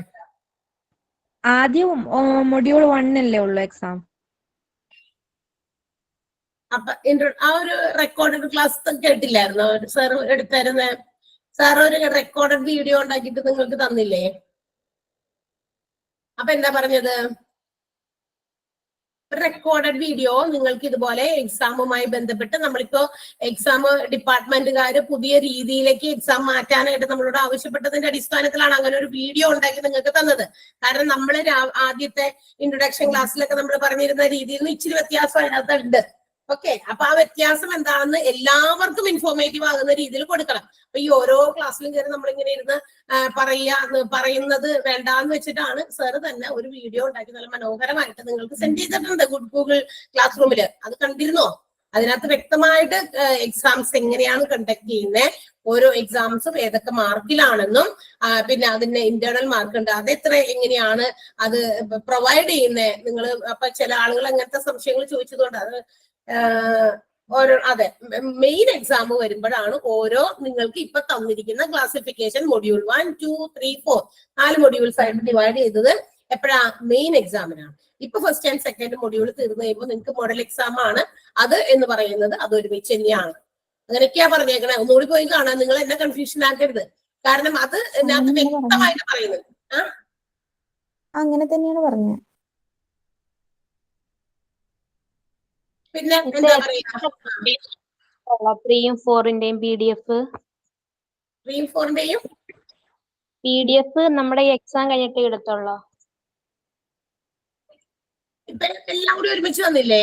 1, 2, 3, 4 എന്ന് പറഞ്ഞിട്ട് തന്നില്ലേ? ആണ് മാം. മൊഡ്യൂൾ കംപ്ലീറ്റ് തന്നിട്ടില്ല. അതൊന്നും പറയണ്ടല്ലോ. ഇവിടെ പറയുന്നുണ്ട് PDF കിട്ടിയിട്ടില്ല.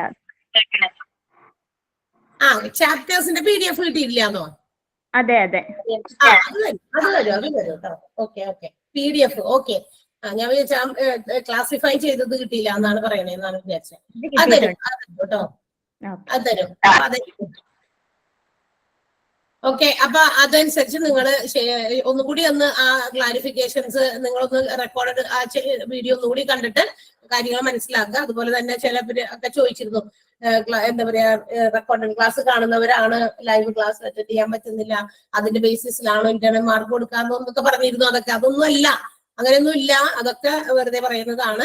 കാരണം റെക്കോർഡഡ് ക്ലാസ് കാണാനുള്ള എന്താ പറയാ ആ ഒരു ഫെസിലിറ്റിയും കൂടി നിങ്ങൾക്ക് അവൈലബിൾ ആയതുകൊണ്ടാണ് കുറെ ഒരു മെജോറിറ്റി ഓഫ് ദ സ്റ്റുഡൻസ് ഈ ഒരു കോഴ്സിന് ജോയിൻ ചെയ്തിട്ടുള്ളത് അല്ലേ. അപ്പൊ ഇനി നമ്മൾ അങ്ങനെ പറയാൻ പറ്റുമോ? നിങ്ങൾ ലൈവ് ക്ലാസ്സിൽ നേരിലല്ലോ നിങ്ങൾക്ക് മാർക്ക് ഒന്നും പറയില്ല കേട്ടാ. അങ്ങനെ അതിനെ കുറിച്ചൊക്കെ വ്യക്തമായിട്ട് സാർ അതിനകത്ത് പറഞ്ഞിട്ടുണ്ട്. നിങ്ങൾ നിങ്ങളുടെ എക്സാമിനെ അറ്റൻഡ് ചെയ്യുമ്പോൾ അത് ഏത് മാർക്ക് അതിന്റെ പ്രൊപ്പോർഷനേറ്റ് ആയിട്ടുള്ള മാർക്കായിരിക്കും ഇന്റേണലിൽ വരിക. അതിന് പ്രൊപ്പോർഷനേറ്റ് ആയിട്ട് അതിന്റെ റേഷ്യോയിലായിരിക്കും കേട്ടോ. അപ്പൊ അതൊക്കെ മനസ്സിലായിട്ട് ഉണ്ടാവും. സ്റ്റഡി ലീവ് കിട്ടും, സ്റ്റഡി ലീവ് തരുന്നതായിരിക്കും. ഓക്കെ. ഓണത്തിന് മുമ്പായിരിക്കോ എക്സാം? ഓണത്തിന് മുമ്പായിരിക്കും എക്സാം? അത് എനിക്ക് അറിയില്ല. ഓണത്തിന് ശേഷമാണെന്നറിയാല. ഓണത്തിന് ശേഷമാകുമ്പോ നിങ്ങള് ഓണത്തില് എന്താ പറയാ കൂട്ടിക്കുഴയ്ക്കോ പരീക്ഷ പഠിക്കാൻ പറ്റില്ല? ഓണത്തിന് ശേഷം മതിയായിരുന്നു. ഓണത്തിന് മുമ്പ് പിള്ളേരുടെ എക്സാമിന്റെ പുറകെ ഓടണ്ടേ? ഇത് നമ്മളുടെ പിള്ളേരുടെ എക്സാം വെക്കേഷൻ തീരണതിന് മുന്നേ വെച്ചായിരുന്നു. അത് അവിടെ ഇൻഫോം ചെയ്യും നിങ്ങളെ. എന്തായാലും ഞാൻ അങ്ങനെ ഒരു സജഷൻ നിങ്ങൾ പറഞ്ഞതായിട്ട് വേണമെങ്കിൽ അറിയിക്കാം. പിള്ളേരുടെ വെക്കേഷൻ തീരണതിന് മുന്നേ വെച്ചാൽ മതി. അപ്പൊ പിന്നെ കുഴപ്പമില്ല. പറ്റില്ല. എന്താണ്? പിള്ളേരുടെ വെക്കേഷൻ തീരണതിന് മുന്നായിട്ട് വെച്ച് കഴിഞ്ഞാൽ നമുക്ക് റെഫർ ചെയ്യാനൊക്കെ ഒരു സമയം കിട്ടില്ല. അതോ ഞാനും അതാണ് ഉദ്ദേശിച്ചതായിരുന്നേ. കാരണം വെക്കേഷൻ, പക്ഷെ ചിലവർക്ക് ഇപ്പൊ അതെനിക്കറിയില്ല അതിനെ കുറിച്ചിട്ട്. അത് അവിടെ നിന്ന് എന്തെങ്കിലും ഇൻസ്ട്രക്ഷൻ തരും നിങ്ങൾക്ക്. അപ്പൊ അതനുസരിച്ച് നിങ്ങൾ ചെയ്താൽ മതി.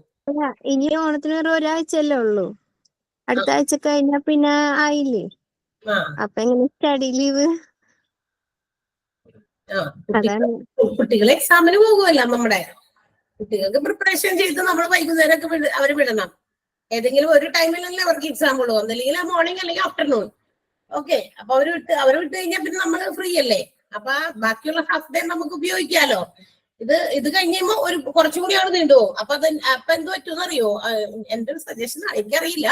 അത് ഡേറ്റ് അവർ ഫിക്സ് ചെയ്തിട്ട് നിങ്ങളെ അറിയിക്കും. ഞാൻ പറഞ്ഞതാണ് നിങ്ങൾക്ക് പഠിക്കാനപ്പോ കുറച്ചും കൂടി എന്താ പറയാ, ഓണം വരുമ്പോ പിന്നെ അങ്ങോട്ടും ഇങ്ങോട്ടൊക്കെ വെക്കേഷൻ വരുമ്പോ കുട്ടികളെ കൊണ്ട് അവിടെ ഇവിടെയൊക്കെ പോകണം. അപ്പൊ വീണ്ടും നമുക്ക് ഒട്ടും തന്നെ പഠിക്കാൻ പറ്റില്ല.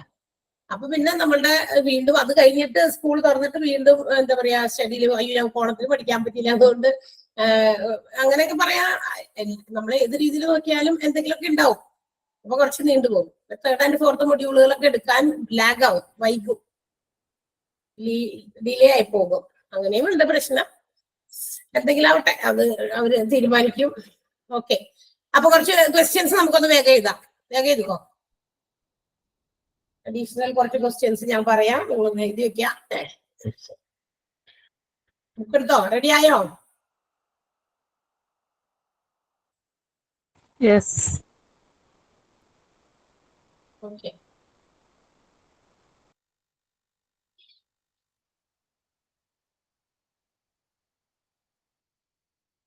എഴുതിക്കോട്ടെ. First one,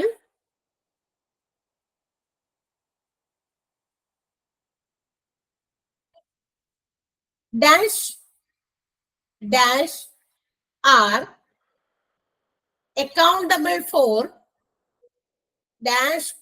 accountable for ordering, ordering, comma, quality testing,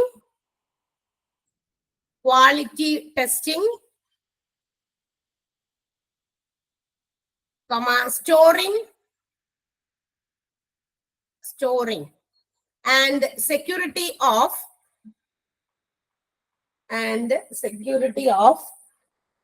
medicines and drugs in hospital.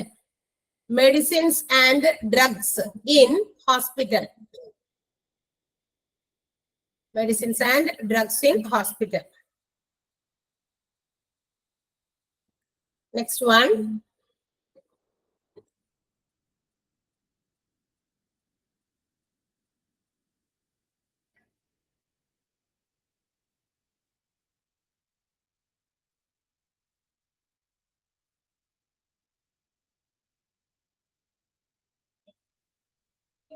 Hospital pharmacy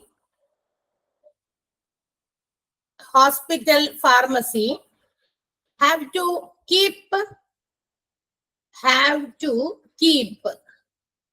liaison, liason, liaison between hospital pharmacy have to keep liaison between dash hospital pharmacy has to keep liaison between dash. Next one.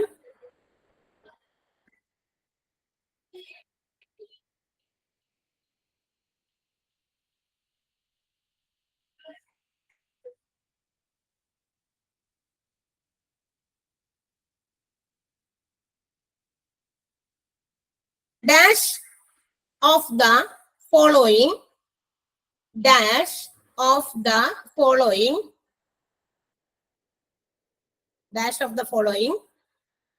not include in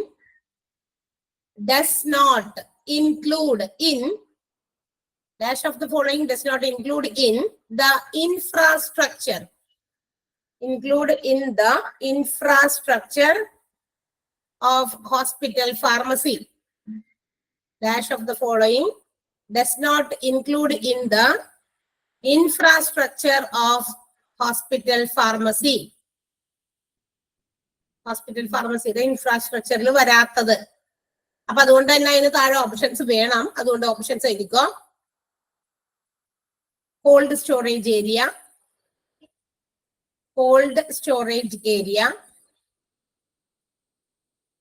Option B, research wing. Option B, research wing.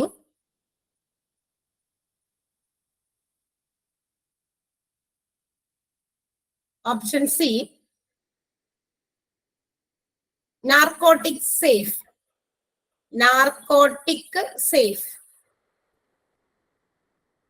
Option C, narcotic safe.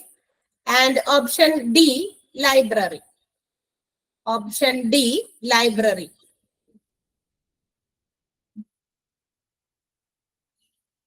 Next one, adutha question.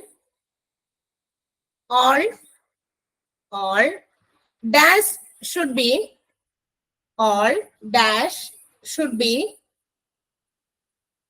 in store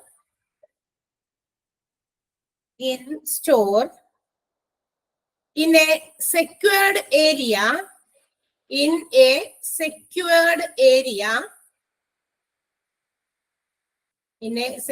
area when they are not in use. When they are not in use. When they are not in use. Next one.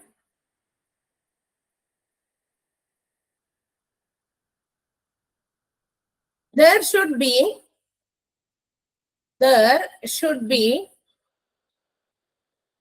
educative posters. There should be educative posters on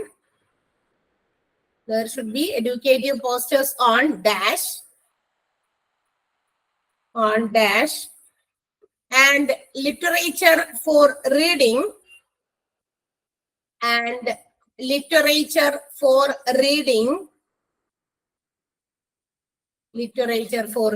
in a hospital pharmacy.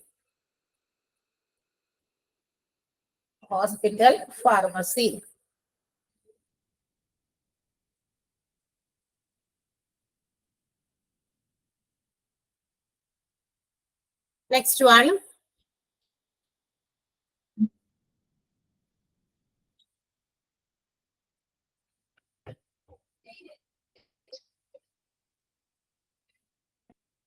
dash number of pharmacists are required. Dash number of pharmacists are required up to 50 bed strength. Up to 50 bed strength.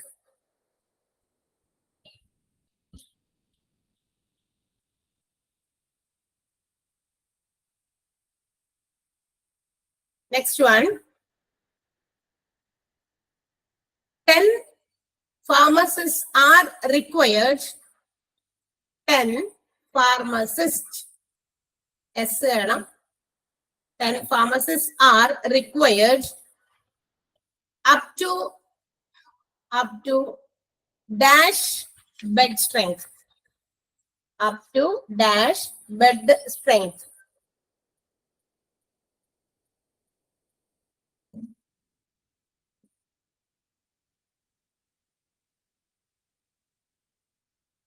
Next one. The qualification of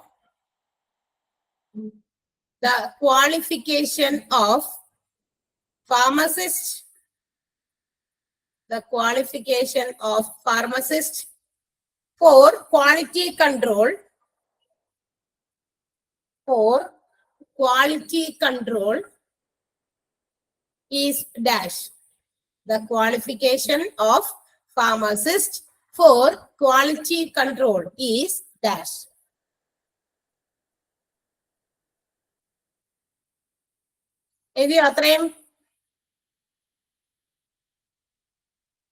Okay, next one. The chief pharmacist is the chief pharmacist is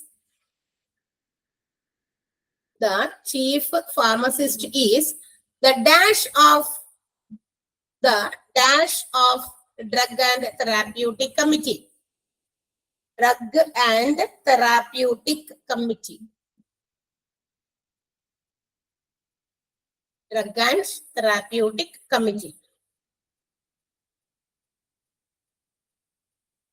Next one.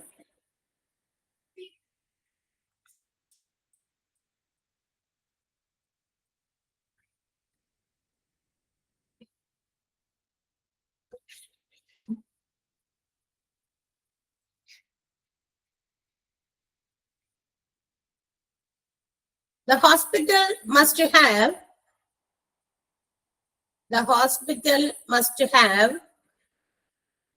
a clear hospital formulary. A clear hospital formulary. A hospital must have a clear hospital formulary that may contain dash drugs. Dash drugs. Next one. And the question. In case of any doubt, doubt, D-O-U-B-T, doubt of, in case of any doubt of dash drug should be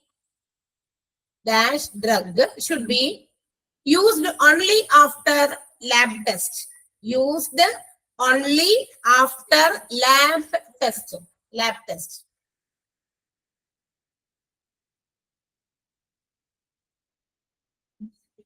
Next one. Expand EOQ. Expand EOQ.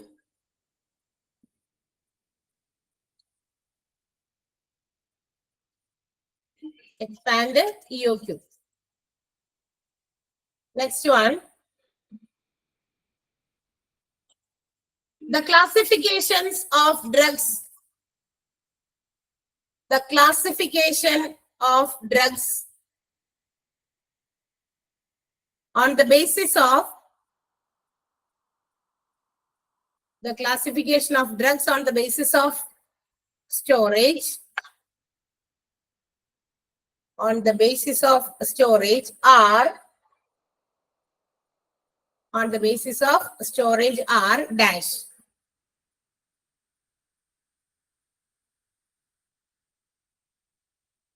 Next one.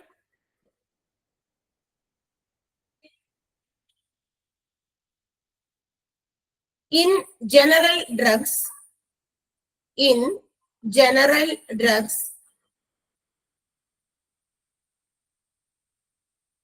in general drugs, comma idana. Drugs should be organized.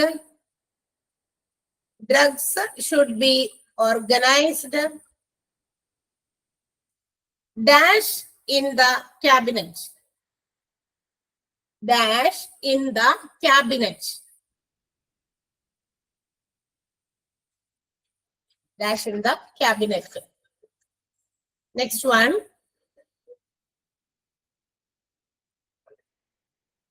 Example 4. Example 4. Narcotic drugs. Example 4. Narcotic drugs is dash. Narcotic drugs examples നമ്മുടെ ഇതിനകത്ത് തന്നിട്ടുണ്ട്. അത് മൂന്നും എഴുതിക്കോ. അപ്പൊ അതിൽ മൂന്നെണ്ണം ഇതിനകത്ത് ഏതെങ്കിലും ഒരെണ്ണം മാറ്റിയൊക്കെ തന്നിട്ട് പെടാത്തത് ഏതാണ് അല്ലെങ്കിൽ പെടുന്നത് ഏതാണെന്നൊക്കെ പറഞ്ഞു തരും. അതുകൊണ്ട് മൂന്നും എഴുതിക്കോട്ടെ. തന്നിരിക്കുന്നത് മൂന്നെണ്ണമാണ്. നാർക്കോട്ടിക് ഡ്രഗ്സ് ഏതൊക്കെയാണ് പേരുകൾ കൃത്യമായിട്ട് പറഞ്ഞിട്ടുണ്ട്. അത് ഏതൊക്കെയാണെന്ന് എഴുതി വെച്ചോ. ചിലപ്പോ അതിനകത്ത് പെടാത്തതും പെടാതൊക്കെ ചോദിക്കാം. Next one.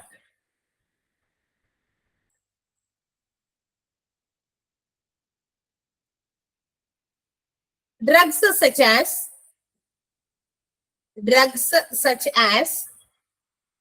dash, അവിടെയുമുണ്ട് മൂന്നെണ്ണം.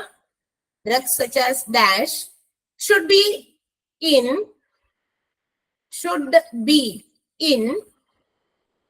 store,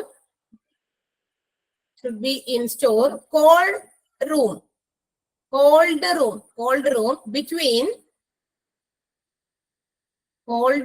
between 15 degrees Celsius to 20 degrees Celsius. 15 degrees Celsius to 20 degrees Celsius. 15 ഇട്ടിട്ട് ഒരു കുറച്ച് മുകളിലായിട്ട് ഒരു 0 ഇടുക, സി ഇടുക.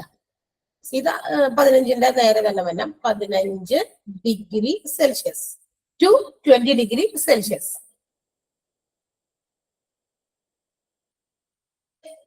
Next one. Expand HIS. H capital letter and HIS. അതറിയില്ലെങ്കിൽ എഴുതി വെച്ചോ. Hospital information system. HIS answer ഞാൻ തന്നെ പറഞ്ഞിട്ടുണ്ട്. അതൊന്ന് അവിടെ എഴുതി വെച്ചേക്കുക, നോട്ട് ചെയ്തേക്കാം. Hospital information system. അത് ഹോസ്പിറ്റലിന്റെ IT ആണ് ഉദ്ദേശിക്കുന്നത്. Information technology. ഹോസ്പിറ്റലിൽ എങ്ങനെയൊക്കെയാണ് സാധനങ്ങൾ കാര്യങ്ങളൊക്കെ റെക്കോർഡ് ചെയ്ത് സൂക്ഷിച്ചിരിക്കുന്നത് കമ്പ്യൂട്ടർ ഉപയോഗിച്ചിട്ടാണ്. അതാണ് ഹോസ്പിറ്റൽ ഇൻഫർമേഷൻ സിസ്റ്റം എന്ന് ഉദ്ദേശിക്കുന്നത്.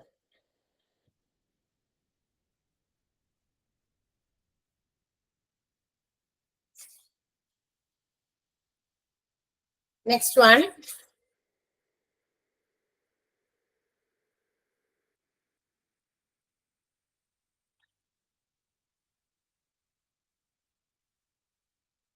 What things are to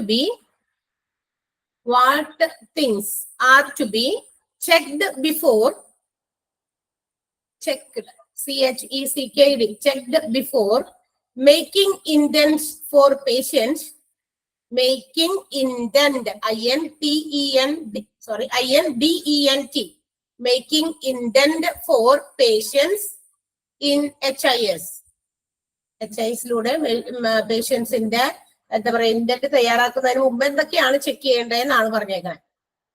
four patient in HIS. Capital letters ആണ് HIS.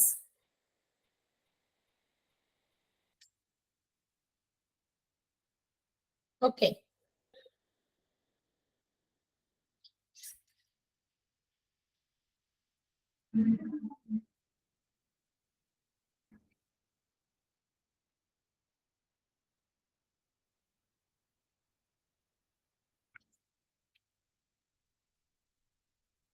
ഓക്കെ, അവിടെ നിന്ന് തുടങ്ങി ഇനി ബാക്കിയുള്ളത് അതിനകത്തുനിന്ന് എനിക്ക് ഇനി ഉണ്ടാക്കാനുള്ള ക്വസ്റ്റ്യൻസ് ഉള്ളൂ ഇന്നത്തെ മോക്ക് ടെസ്റ്റിന്. കാരണം ആ ഒരു ഭാഗത്ത് അത്രേ ഉള്ളൂ. നമ്മൾ ഇന്ന് എടുത്ത ഫിനാൻസ് തുടങ്ങിയുള്ളത് അവിടെ വരെയുള്ളത് ക്വസ്റ്റ്യൻസ് നമ്മളിപ്പോ ഉണ്ടാക്കി കഴിഞ്ഞു. അപ്പോ എത്ര ക്വസ്റ്റ്യൻ ഉണ്ട് തന്നേക്കണത്തില്? എത്ര ക്വസ്റ്റ്യൻ തന്നു? 18 എണ്ണം. ക്വസ്റ്റ്യൻ എന്തെങ്കിലും വിട്ടുപോയിട്ടുണ്ടോ? വിട്ടുപോയ ക്വസ്റ്റ്യൻ ഉണ്ടെങ്കിൽ ഒന്ന് അവർക്ക് ഒന്ന് ഡിക്റ്റേറ്റ് ചെയ്ത് കൊടുക്കണം ആരെങ്കിലും.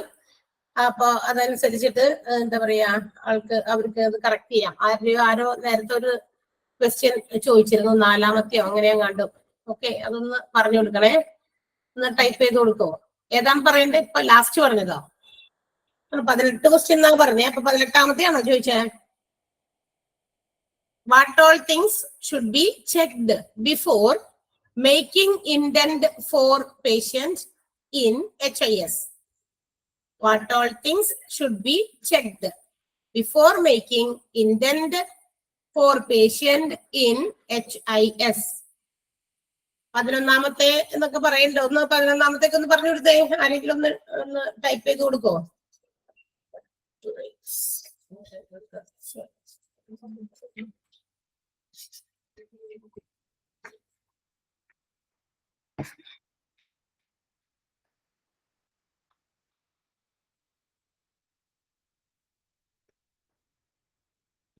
ഏതാ? എത്രാമത്തെയാ പറഞ്ഞു കൊടുക്കുവാരെങ്കിലും? ആരും ഇതില്ലേ? 18 പറഞ്ഞല്ലോ. ഇപ്പൊ 2-3 പ്രാവശ്യം പറഞ്ഞല്ലോ. ആരും എഴുതിയെടുത്തില്ലേ? ആ ക്വസ്റ്റ്യൻ നമ്പർ പറഞ്ഞാൽ എനിക്ക് അറിയാൻ പറ്റില്ലല്ലോ, അതുകൊണ്ടാ. അതെ ഇടണ്ട് കേട്ടാ. Very good. അവിടെ ഇത് കാണിക്കുന്നുണ്ട്, നിങ്ങൾ ഇനി വേഗം എഴുതിയെടുക്ക. ക്ലിയർ ആയില്ലേ? ഏത് 18-മത്തെയോ? What all things should be checked? What all things should be checked before making indent for patients in HIS? എനിക്ക് തോന്നണ നിങ്ങളുടെ ആ ഗ്രൂപ്പിൽ ഒന്ന് ഇട്ടാൽ മതി. നിങ്ങൾ ഗ്രൂപ്പൊക്കെ ഉണ്ടാവുമല്ലോ അല്ലേ? അത് തന്നെ, അത് ശരിയാണ്. അല്ലെങ്കിൽ പിന്നെ ഇത് ഇപ്പൊ പറഞ്ഞോണ്ടിരിക്കുന്ന നെറ്റ് ഇഷ്യൂ എന്നാ പറഞ്ഞേ. നെറ്റ് ഇഷ്യൂ ആണെങ്കിൽ പിന്നെ ഞാൻ എത്ര പ്രാവശ്യം പറഞ്ഞുകൊണ്ടിരുന്നാലും വീണ്ടും അത് ഡൗട്ട് വരും. ഓക്കെ, അപ്പൊ അന്ന് നിങ്ങളൊന്ന് ഷെയർ ചെയ്യുക ആ ഗ്രൂപ്പിലേക്ക്. ആ ക്വസ്റ്റ്യൻസ് മാത്രം എഴുതിയേക്കുന്നത് ഒന്ന് വേഗം ഒരു ഫോട്ടോ എടുത്ത് അങ്ങോട്ട് വേഗം കൊണ്ട് ഇട്ട് കൊടുത്തേ. ഗ്രൂപ്പിലേക്ക് പ്രൊവൈഡ് ചെയ്താൽ എല്ലാവർക്കും ഉപകാരപ്രദമാകും. ഏതെങ്കിലും വേർഡ് ഒക്കെ വിട്ടുപോയിട്ടുണ്ടെങ്കിലോ കറക്റ്റ് ആയിട്ട് അവർക്ക് എഴുതിയെടുക്കാനും പറ്റും. ഓക്കെ, അപ്പൊ ചിലപ്പോ ഇനി നമ്മള് എക്സാമിനോ ഒക്കെ ആയിരിക്കും കാണുക. അപ്പൊ നിങ്ങൾ നന്നായിട്ടൊക്കെ പ്രിപ്പയർ ചെയ്യുക. എഴുതി തന്ന ക്വസ്റ്റ്യൻസ് ഒക്കെ നന്നായിട്ട് പഠിക്കുക. ഓക്കെ, ചിലപ്പോ അതിന് മുപ്പ് കാണും, അത് പറയാൻ പറ്റില്ല. എങ്കിലും നന്നായിട്ട് പഠിക്കുക കേട്ടോ എല്ലാവരും. Okay, bye, Tata.